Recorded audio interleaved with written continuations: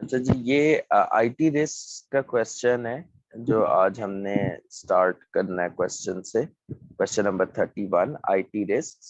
और IT risk आपके पास एक चैप्टर है पूरा जिसमें आईटी से रिलेटेड रिस्क, आईटी से रिलेटेड कंट्रोल्स वो सारे कवर हुए हैं। तो अब ये क्वेश्चन इस तरीके से शायद ऑब्जेक्टिव टाइप क्वेश्चन जो है उसमें तो टेस्ट हो सकता है। मेरा नहीं ख्याल कि इस तरह से वो इसको एक एक्सप्लेनेटरी थ्योरी बेस्ड क्वेश्चन में टेस्ट करेगा, लेकिन ऑब्जेक्टिव टाइप क्वेश्चन में भी आंसर करने के लिए आपको चीजें पता होंगी तो फिर ही है ना। Yes sir. जैसे इसमें वो कह रहा है कि computer viruses are programs design to deliberately, deliberate का मतलब होता है जानबूझकर, करप्ट करना computer systems. Viruses are classified into different types based on their effects and the damages। ठीक है, ये उनका इफेक्ट क्या है, उनका डैमेज क्या है। Briefly explain how the following types of viruses can corrupt the computer system। मतलब ये जो चार टाइप्स हैं वायरसेस की, इनकी वजह से कंप्यूटर सिस्टम किस तरीके से करप्ट हो सकते हैं, ये इस पे बेस करती हैं। ठीक है, briefly explain how the following types of viruses can corrupt the computer system. इसमें आपके पास ट्रोजन हॉर्स है, वॉर्म है, लॉजिक बॉम्ब है और टाइम बॉम्ब है। तो आपके पास एग्जामिनेशन पॉइंट ऑफ व्यू से वो इनमें से कोई इसकी फॉर एग्जांपल डेफिनेशन दे के और आपको कर सकता है कि अच्छा चले जी अब बताएं ना जरा, बात सच्चियों पे आ गई है कि क्या है। तो इसमें सर जो आपके पास कॉन्सेप्ट है, कॉन्सेप्ट बेस्ड अगर हम चलें इसमें, तो कॉन्सेप्ट ये है कि जो आपका ट्रोजन हॉर्स है, पहली चीज जो ट्रोजन हॉर्स है, ये एक मतलब वो आपको फॉर एग्जांपल ये डेफिनेशन दे सकता है और वो आपको बोले कि भाई बताएं ये ट्रोजन हॉर्स है, वॉर्म है, लॉजिक बॉम्ब है या टाइम बॉम्ब है। तो ट्रोजन हॉर्स का क्या है कि ये अपने आप को जो है ना वो किसी सॉफ्टवेयर में या फाइल में छुपा लेता है, ये इसका बेसिकली मेन फीचर है। ठीक है, और लग ये रहा होता है कि सिस्टम वो अपना प्रोग्राम जो टास्क जो कमांड्स है वो कैरी आउट कर रहा है, जबकि असल में ट्रोजन हॉर्स वायरस फैला रहा होता है उसके अंदर। वर्म में क्या है, version of corrupt data that replicates itself within the system and moves from one file or program to another। replicates itself within the system का मतलब है जैसे कीड़े नहीं होते हैं मल्टीप्लाई हो रहे होते हैं, उस तरह से बेसिकली ये एक जो सिस्टम में रेप्लिकेट करता है, एक मतलब हुआ एक से दूसरा, दूसरे से तीसरा और फिर वो डिफरेंट जगहों पर स्प्रेड हो जाता है। लॉजिक बॉम्ब में क्या है, logic bomb is design to start working when a certain event occurs. मतलब वर्किंग क्या होगी, जाहिर है डाटा करप्ट करना। When a certain event occurs, अब इससे सर क्या मुराद है, फॉर एग्जांपल एक सर्टेन फाइल या एक सर्टेन कॉलम पे जब एक यूजर जाएगा या कुछ प्रेस करेगा, कुछ चेंजेस करेगा, तो साथ ही ये लॉजिक बॉम्ब एक्टिवेट हो जाएगा। इसका नाम लॉजिक बॉम्ब इसीलिए है कि कोई ना कोई इसमें लॉजिक बिल्ड किया जाता है कि यूजर जब फ्लां सेल में जाएगा, फ्लां फील्ड को चेंज करने की कोशिश करेगा, तो साथ ही ये एक्टिवेट हो जाएगा और अपनी कार्रवाई स्टार्ट कर देगा। कौन सी कार्रवाई, डाटा करप्ट करने की।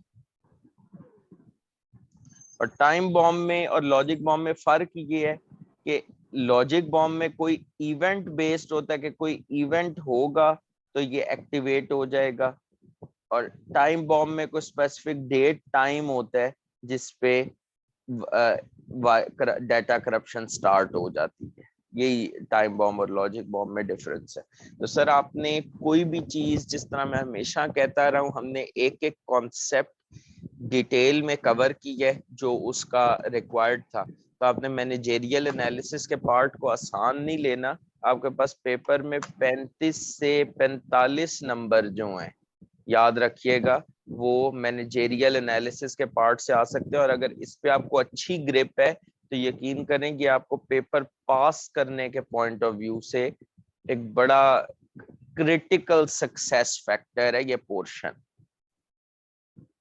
तो ये नहीं कि सिर्फ जो मशहूर मशहूर कॉन्सेप्ट्स है वो कर लें और बाकी को छोड़ लें। हमारे लिए एक एमसीक्यू भी, जो 1 नंबर का 2 नंबर का एमसीक्यू है ना, मेरे लिए वो भी इम्पोर्टेंट है कि आप ठीक करें। ठीक है, इसका आपने बस ख्याल रखना है। अच्छा जी, क्वेश्चन नंबर 32 पे आ जाते हैं। 32 में आपके पास जो रिक्वायरमेंट है उस पे थोड़ा फोकस करते हैं। अच्छा, यही सेम टू सेम क्वेश्चन ये सीए फाइनल्स से था सवाल, और यही क्वेश्चन अगर आप अपना मॉडल पेपर देखें ना, आप अगर अपना कौन सा पेपर देखेंगे, एमएफए का मॉडल पेपर, तो उसमें भी ये सवाल है।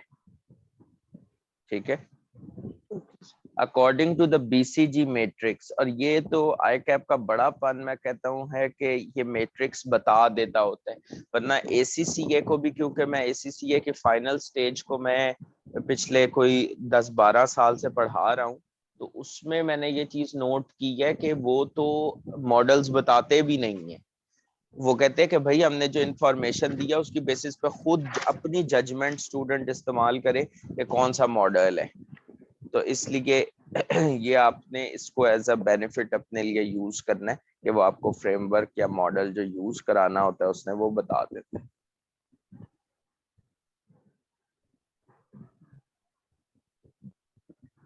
Identify and discuss the quadrants in which above divisions fall.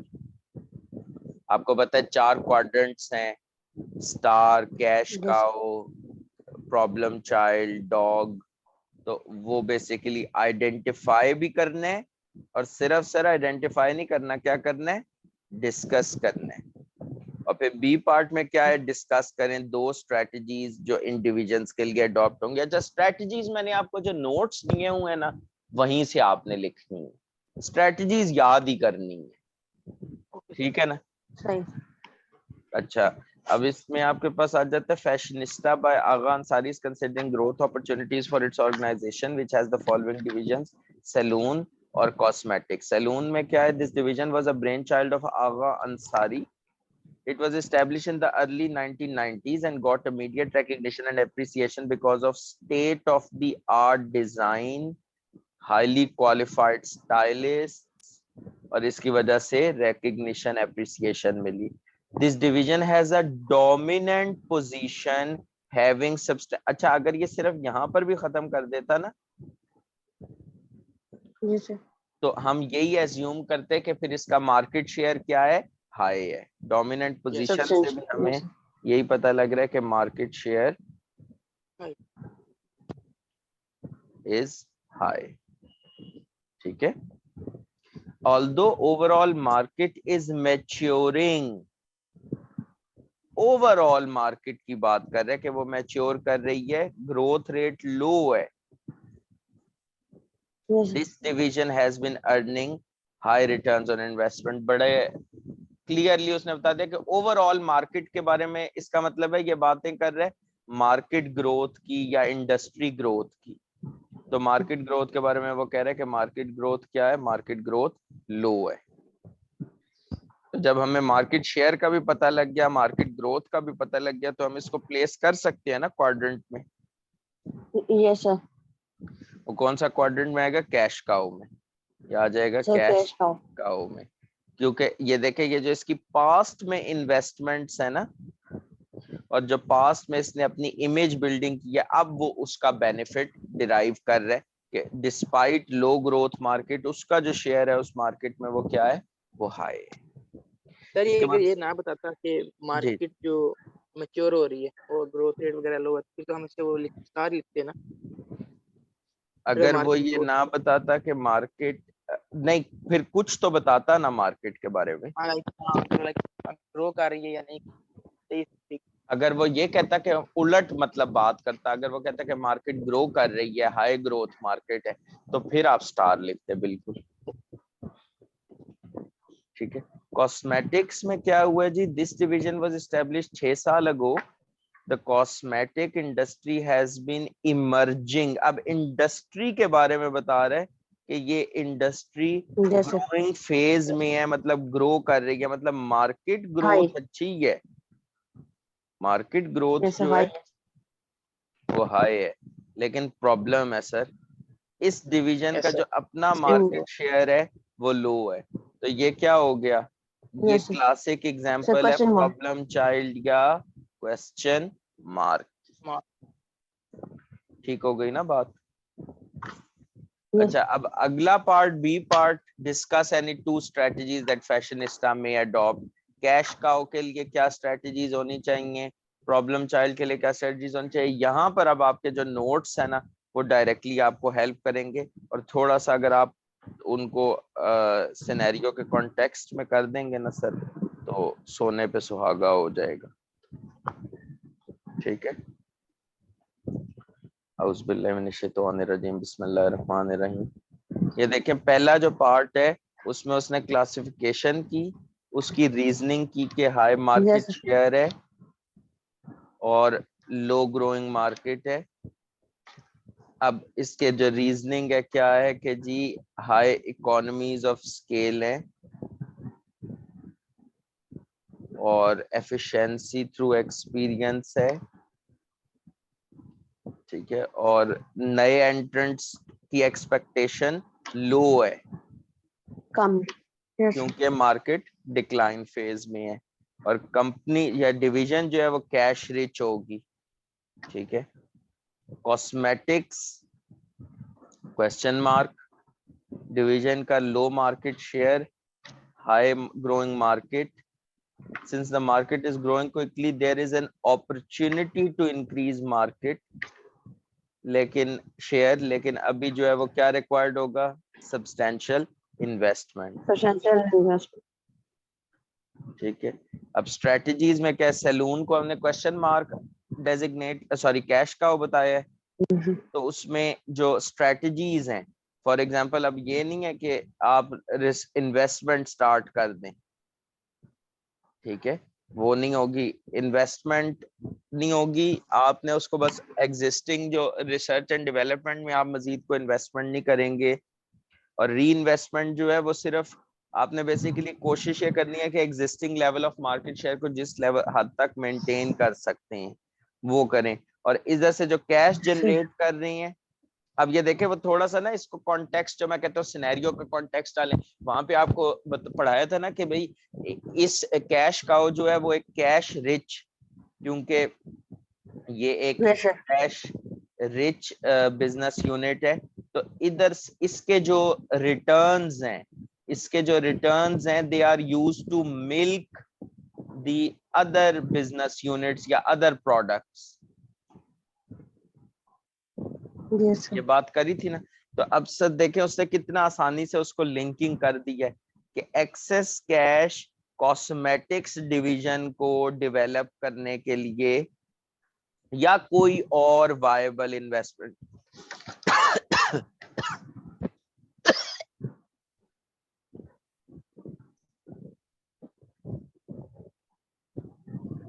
या कोई और वायबल इन्वेस्टमेंट अपॉर्चुनिटी परसू करने के लिए हो सकता है।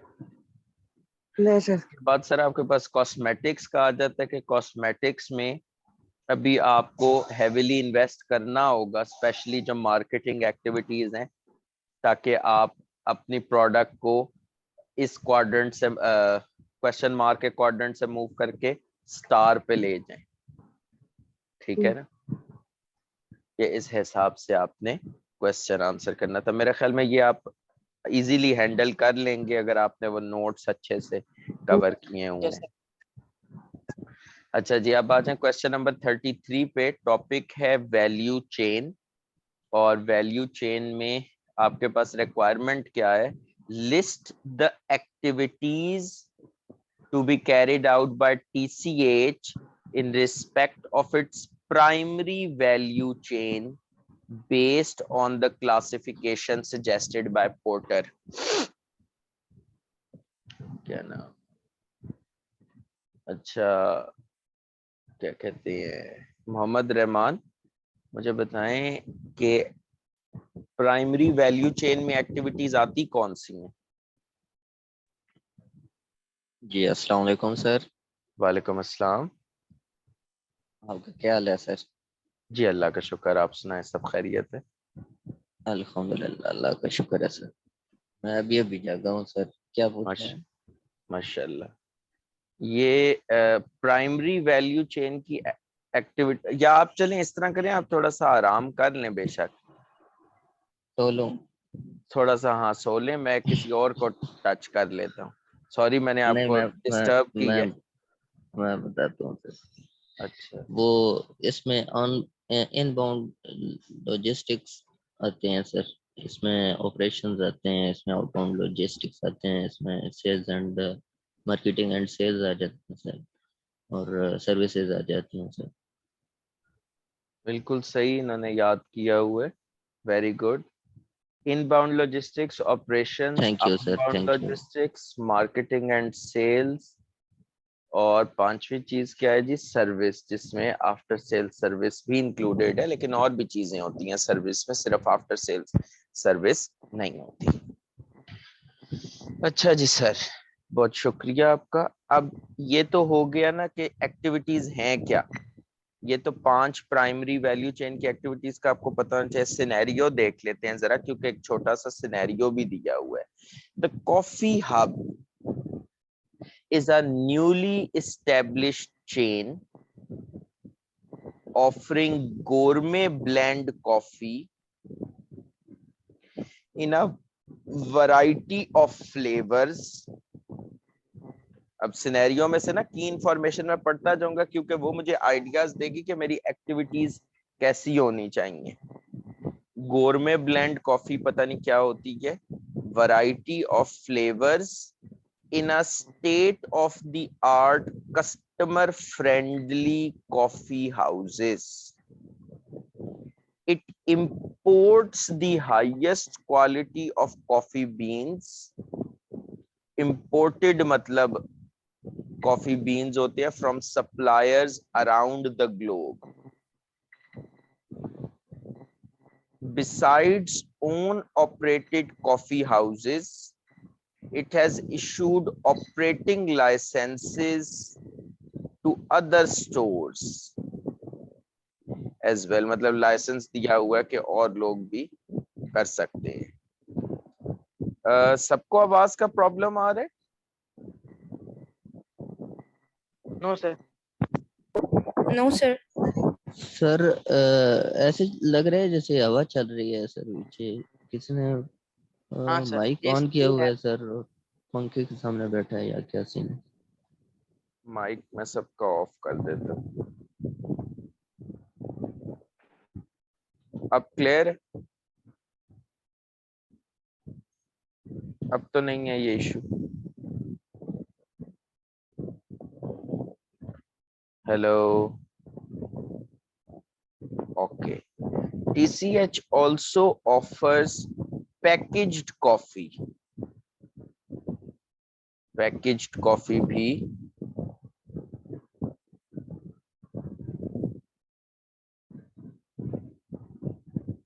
ऑफर होती है टू ऑनलाइन कस्टमर्स। मतलब पैकेज्ड कॉफी भी अवेलेबल है।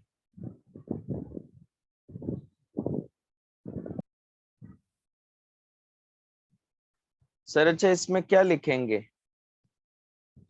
क्या एक्टिविटीज कैरी आउट करनी है? आप बेसिकली इस क्वेश्चन को आंसर किस तरीके से करना है सर, कि आपने एक एक ये जो एक्टिविटी है ना, इसको लिंक करना है, इसकी लिंकिंग करनी है इस बिजनेस के साथ, TCH के साथ।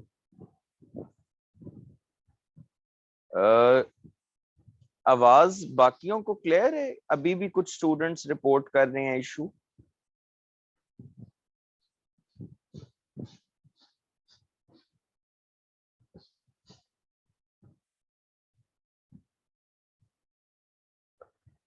जिसको आवाज का इशू है ना, वो रीजॉइन जरा कर लें, मतलब डिस्कनेक्ट होके ना रीजॉइन कर लें, प्रॉबेबली ये प्रॉब्लम फिक्स हो जाएगा।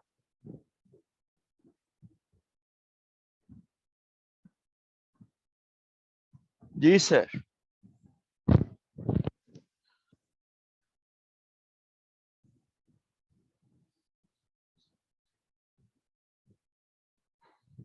चैट बॉक्स में लिख के बता दूं ना अभी।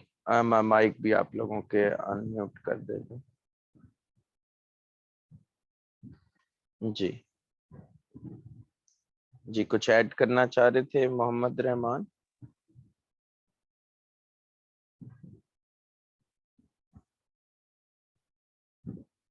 अच्छा, ये क्योंकि वैल्यू चेन पे पहला क्वेश्चन है तो मैं आपको ज्यादा इसमें तरद्दुद नहीं कराऊंगा। मैं थोड़ा सा आपको पहले गाइड करता हूँ कि इस क्वेश्चन को आंसर करना कैसे है। हमने सारे एक्टिविटी वो जो प्राइमरी एक्टिविटीज हैं वो आइडेंटिफाई कर ली। अब इनबाउंड लॉजिस्टिक्स में क्या चीजें इन्वॉल्व होती हैं? इनबाउंड लॉजिस्टिक्स में होता है receipt, storage of raw material. ठीक है, तो आपके पास एक तो जो अच्छी क्वालिटी की कॉफी बीन्स हैं, फिर उसके बाद जो आपके सप्लायर्स के साथ रिलेशनिंग है वो मैटर करेगी। फिर ये हो कि इनकी जो ट्रांसपोर्टेशन है, रिसीविंग है वो, फिर उसकी जो स्टोरेज है उसके ऊपर आपने बात की। ठीक है ना, तो आपने बेसिकली सप्लायर का एंगल, ट्रांसपोर्टेशन का एंगल, फिर उसके जो स्टोरेज का एंगल है, वो सारे एंगल्स आपने इसमें कवर किए। Then you have operations. Operations में क्या होता है कि आपने इनपुट्स को कन्वर्ट करना होता है आउटपुट्स में। ठीक है, इस आउटबाउंड इनबाउंड लॉजिस्टिक्स में हमने receipt and storage of material की बात की। तो सर इसी तरीके से जो ऑपरेशंस हैं उसमें इनपुट को आउटपुट में कन्वर्ट करने की बात है। इनपुट को आउटपुट में कन्वर्ट करने की बात है। तो इसमें कन्वर्जन के लिए जो प्रोसेसेस इन्वॉल्व हैं, अब फॉर एग्जांपल ये जैसे इसने लिखा है roasting of coffee to bring out the deep and intense flavour. अब आप एग्जैक्टली अगर ये नहीं भी लिख सकते कि रोस्टिंग ऑफ कॉफी, इतना एग्जैक्ट वर्ड, तो आपको कम से कम ये जरूर लिखना है कि ऑपरेशंस इस तरह से डिजाइंड हो कि फ्लेवर उसका जो है वो अच्छा हो, फिर उसकी क्वालिटी कंसिस्टेंट हो, ऑपरेशंस इस तरीके से कंडक्ट हो। फिर पैकेजिंग, क्योंकि आप ऑनलाइन ऑर्डर्स के लिए पैकेजिंग कर रहे हैं ना, तो पैकेजिंग जो है वो अप्रोप्रिएट हो। फिर जो कॉफी मेकर्स हैं, जो कॉफी मशीन्स हैं, फॉर एग्जांपल जो आप मशीन्स जो यूज कर रहे हैं प्रोडक्शन प्रोसेस में, मशीन्स जो हैं वो आउटडेटेड ना हो, मशीन्स जो हैं वो वेल मेंटेन्ड हो। ये सारी फैक्टर्स भी आप इधर मेंशन कर देंगे। ठीक है, ये क्वेश्चन हम एज अ टेस्टिंग टूल के बजाय मैं चाह रहा हूँ कि आप समझने के लिए इस्तेमाल करें, और फिर इंशाल्लाह हम एक और क्वेश्चन करेंगे, वहां पे आपकी ये नॉलेज में टेस्ट भी कर लूंगा। आउटबाउंड लॉजिस्टिक्स क्या होता है? Storage and distribution. लेकिन ये किस चीज की स्टोरेज और डिस्ट्रीब्यूशन है? रॉ मटेरियल की, है ना? नो सर, नहीं sir, finish goods. Final product बन जाती है हमारी। Very good, very good. ये फिनिश गुड्स की बात है। आउटबाउंड लॉजिस्टिक्स में कॉफी सेल करना through TCH own operated coffee houses as well as license stores, उनको डिलीवरी करना पैकेज कॉफी की, ये दोनों चीजें बेसिकली इस एक्टिविटी में इन्वॉल्व होंगी। मतलब एक्टिविटी में आपने मेंशन करना होता है क्या क्या काम इन्वॉल्व होंगे। तो स्टोरेज एंड डिस्ट्रीब्यूशन की बात की, तो यहाँ पर आपने बेसिकली ये ज्यादा एंगल्स जो हैं वो डिस्ट्रीब्यूशन फोकस्ड हैं। इसमें आप स्टोरेज के एंगल से भी लिख सकते हैं कि जो आपकी एक्सेस जी सर स्टोरेज, ये क्योंकि कॉफी बना रहा है तो कॉफी स्टोरेज एज सच हम लिख सकते हैं, क्योंकि वो जिस तरह मटेरियल तो वी कैन पैकेट्स, स्टोर। वो जो पैकेट्स में होती है कॉफी जो हम खरीदते हैं, वो बेसिकली उसकी सिक्योर स्टोरेज जो है, टेम्परेचर कंडीशंस क्या होनी चाहिए, पैकेजिंग किस ठीक है तरह सर। की होनी चाहिए, वो बेसिकली ना, ताकि उसकी सिक्योर स्टोरेज हो, उस एंगल से आप बिल्ड कर सकते हैं। वेरी गुड बिलाल, आपने पॉइंट वैलिड है। ये देख के स्टोरेज के ऊपर कमेंट करना है मतलब वो, लेकिन हर चीज की कुछ ना कुछ स्टोरेज तो इन्वॉल्व होती है ना, जो पेरिशेबल आइटम्स भी होती है उस एंगल यस से, भाई, ठीक है ना। मार्केटिंग एंड यस सेल्स में ऑफ कोर्स आप किस तरह से करेंगे, वेरियस मीडियम्स यूज करेंगे, जिसमें ऑफ कोर्स सोशल मीडिया जो है वो एक बड़ा इम्पोर्टेंट मीडियम होगा, और उसके अलावा जो आपकी सेटिस्फाइड कस्टमर्स हैं उनके through word of mouth publicity. फिर कॉफी का जिस तरह फूड फेस्टिवल्स वगैरह में एक बड़ा इम्पोर्टेंट रोल होता है, या रिलेटेड इवेंट्स हैं, कोई कॉन्सर्ट्स हैं, कोई इस तरह की चीज है, तो उधर बेसिकली आप, कोई स्पोर्ट्स इवेंट्स हो रहे हैं तो वहां पे आप बेसिकली उसको सेल कर सकते हैं। तो सर्विस क्या होगी इधर, एक तो जो कॉफी हाउसेज हैं उधर बेस्ट सर्विसेज हों, ठीक है ना। यस फिर अनसेटिस्फाइड, मेरे ख्याल में अनसेटिस्फाइड सही अंग्रेजी नहीं होती, सही अंग्रेजी होती है डिससेटिस्फाइड। ये यस मुझे कोई चेक करके बताइएगा, मेरा जहां तक अंग्रेजी की नॉलेज है ना, तो अनसेटिस्फाइड कोई वर्ड नहीं होता, डिससेटिस्फाइड होता है। आप ठीक कह रहे हैं सर, डिससेटिस्फाइड होता है। ठीक हो, अब आपने कह दिया तो फिर तो यकीनन मैं ठीक कह रहा हूँ। यस ठीक है। आप वैसे यकीन तो नहीं करते, पर चलें।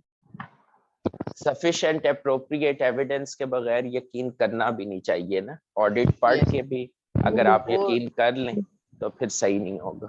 और सर मोहम्मद रहमान पे यकीन तो फिर हाँ उसके लिए तो अल्लाह नहीं, अकबर, बस। अल्लाह अकबर।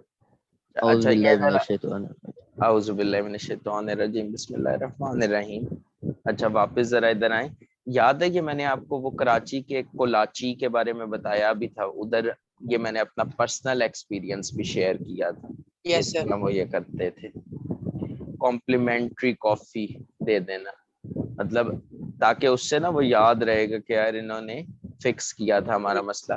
फिर जो यही करना ऑनलाइन चाहिए। कस्टमर्स हैं उनसे फीडबैक लेना, उनके कंसर्न्स को एड्रेस करना। तो सर ये अगर आपके प्रैक्टिकल एग्जांपल्स जो हम डिस्कस करते रहे ना क्लास में, और जो मैं आपके साथ व्हाट्सएप ग्रुप्स में शेयर करता रहता हूँ, ये कोई यस कहानी नहीं होती है, ये on yes sir purpose share कर रहा होता है। इससे जहन में ना वुसअत आती है, एक आपका थिंकिंग प्रोसेस जो है वो इम्प्रूव होता है।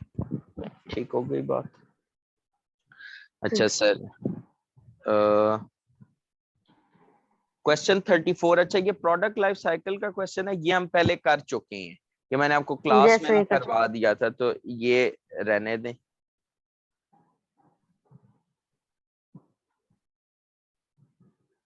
ये क्वेश्चन वैसे ऑडिट वाले कर चुके हैं, लेकिन चलें आप लोग भी कर लें। आईटी कंट्रोल्स भी हमने याद है पढ़े थे। अब उसमें वो कह रहे हैं yes suggest any 2 examples of data validation checks that would assist the management of AZ to ensure that data input in the system is correct।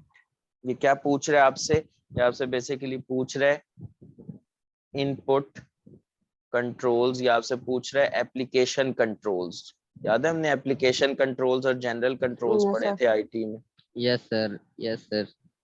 और अगर आईटी में नहीं पढ़े तो ऑडिट में भी पढ़े थे। ठीक है। जी जी सर, अलजमीन बहुत अच्छे। यस इज, यहाँ पे नहीं अच्छे से पढ़े थे।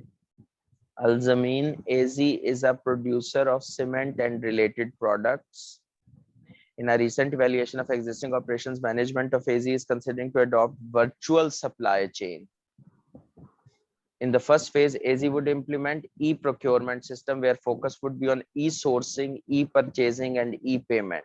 सप्लायर्स ढूंढेंगे भी ऑनलाइन, उनसे परचेजिंग भी ऑनलाइन करेंगे और पेमेंट भी ऑनलाइन करेंगे। पेमेंट और भी अगर ये प्रोसेस जो है वो स्मूथली चला तो फिर कॉम्प्रिहेंसिव, मतलब पूरी सप्लाई चेन को वर्चुअल कर देंगे, मतलब पेपरलेस और इस तरह, मतलब इन्वॉल्वमेंट, फिजिकल इन्वॉल्वमेंट खत्म कर देंगे। वो कह रहे 2 एग्जांपल्स बताएं डाटा वैलिडेशन चेक्स की जो इसमें प्रेजेंट होने चाहिए।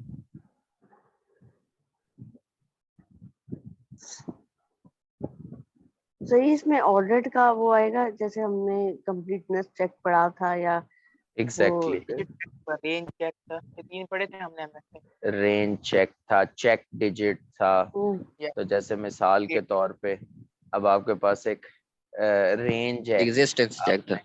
एग्जिस्टेंस चेक था, आपने कि ये रेंज बताई हुई है, इस रेंज से बाहर अगर कोई सप्लायर आ रहा है तो सिस्टम को उसको रिजेक्ट करना है, एरर आ जाए।